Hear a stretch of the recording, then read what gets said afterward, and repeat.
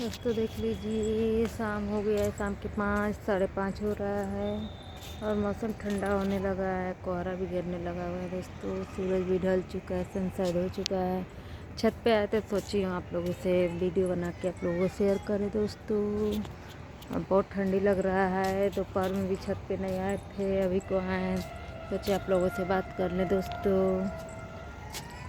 शादी का वीडियो डाले हैं, प्लीज़ आप लोग देख लीजिए और सपोर्ट करिए मुझे। छत पे टहलने आए थे तो आप लोगों से सोचे बात कर ले और वीडियो बना के शेयर कर दे दोस्तों। यहाँ पे मेरा प्लांट है, देख लीजिए। इसमें पानी नहीं है दोस्तों।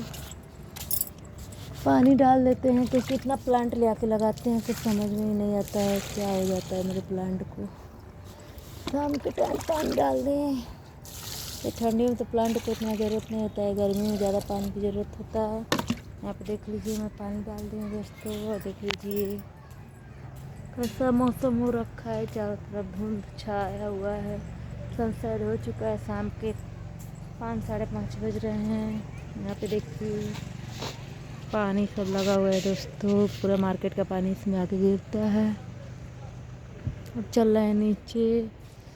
और प्लीज़ आप लोग मुझे सपोर्ट करिए। चल रहे नीचे। बाय बाय दोस्तों।